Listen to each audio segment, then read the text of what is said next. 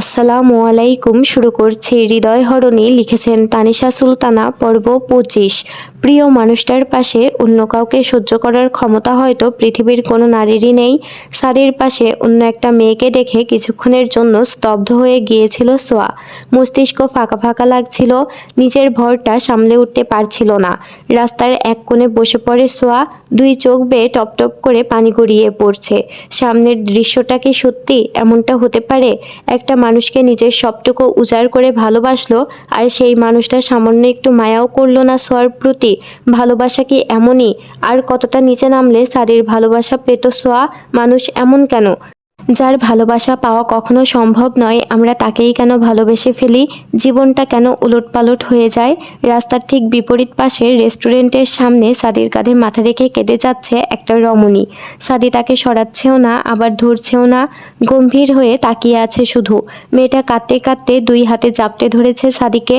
যে কেউ দেখলে অনায়াসে বলে দিতে পারবে এই দুজনের মধ্যে গভীর সম্পর্ক আছে। সোয়া এসেছিল সাদির কাছে। 3 দিন হয়ে গেল সাদিকে দেখে না সোয়া। সকালে ঘুম থেকে উঠতে পারে না বলে পড়তেও আসে না। কলেজ ফাঁকি দিয়ে সাদির অফিসে চলে এসেছিল সাদিকে দেখতে। কয়েকবার কলও করেছে, কিন্তু সাদি রিসিভ করেনি। সাদি মেয়েটাকে নিয়ে রেস্টুরেন্টের ভেতরে চলে যায়। সোয়া শূন্য রাস্তার দিকে তাকিয়ে থাকে। আকাশে মেঘ জমেছে, কালো মেঘগুলো সূর্যকে ঢেকে দিয়েছে। রাস্তাঘাটে জনমানব কমে এসেছে। সোয়া নিজেকে আটকাতে না পেরে চিৎকার করে কেঁদে ওঠে। তখনই ঝমঝম করে বৃষ্টি পড়তে থাকে, বৃষ্টির স্রোত বাড়তে থাকে, তার সাথে বাড়তে থাকে সোয়ার কান্নার গতি। এই মুহূর্তে জানটা বেরিয়ে গেলেও মনে হয় এতটা কষ্ট হতো না। হৃদয়টা ক্ষত বিক্ষত হয়ে গেছে, আফসোসগুলো কান্না হয়ে বেরিয়ে আসছে। ইস, মানুষটার হৃদয়হরণী হতে পারলাম না। তাকে না পাওয়ার যন্ত্রণা কি করে সহ্য করবে? কতক্ষণ কেঁদেছে জানা নেই সোয়ার। বৃষ্টি কমে এসেছে, কাদায় মাখামাখি হয়ে গেছে সোয়া। ব্যাগে থাকা ফোন, টাকা, বই সব ভিজে গেছে। উঠে দাঁড়ায় সোয়া, ধীর গতিতে হাঁটতে থাকে। বিদ্যুৎ চমকাচ্ছে, তবুও সোয়া ভয় পাচ্ছে না। কিন্তু অন্য সময় হলে ঠিকই ভয়ে সিটিয়ে যেত। বাসার কাছাকাছি আসতেই ছোটোমোটো একটা অ্যাক্সিডেন্ট হয় সোয়ার। মেন রোডে এলোমেলোভাবে হাঁটার ফলে ট্রাকের নিচে পড়তে পড়তে বেঁচে যায়। তবে ট্রাকের ধাক্কায় ছিটকে পড়ে যায়, ডান পা, হাত এবং কপালে আঘাত পায়।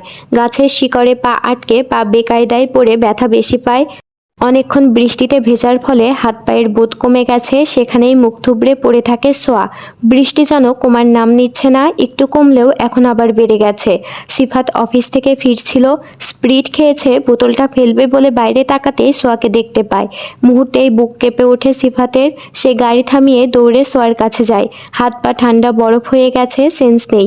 কান্না করে ফেলে সিফাত, পাজা করে কোলে তুলে নিয়ে গাড়ির পেছনে শুইয়ে দেয়। তারপর কল করে সিমিকে, কল রিসিভ হয় না। এবার সিফাত মেসেজ করে দেয়, হাসপাতালে আসতে বলে, আর সিফাত এখান থেকেই হাসপাতালে চলে যায় সোয়াকে নিয়ে। কতক্ষণ পরে সোয়ার চোখ মেলে তাকিয়েছে জানা নেই সোয়ার। তবে চোখ খুলতেই বাড়ির সকলকে দেখতে পায়।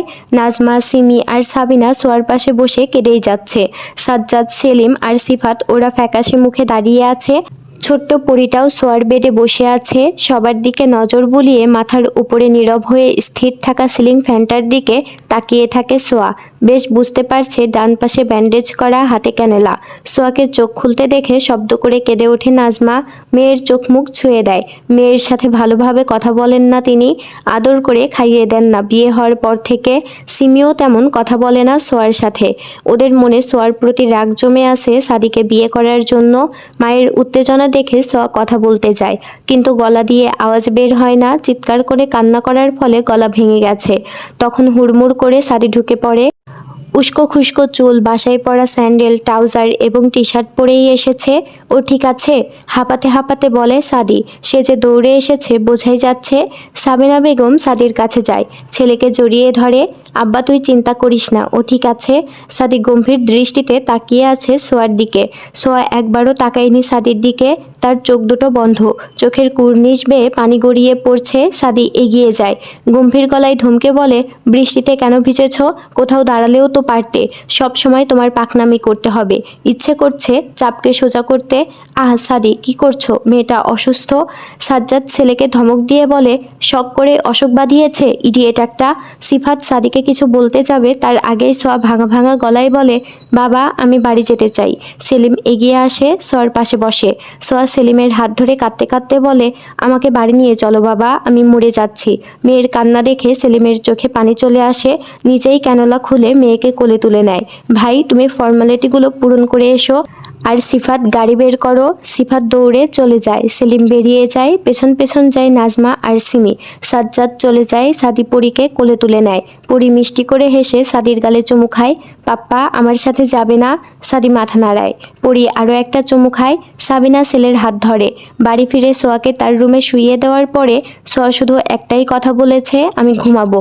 সবাই চলে গেছে রুম থেকে, সাদি যায়নি। সে সোয়ার দিকে তাকিয়ে আছে।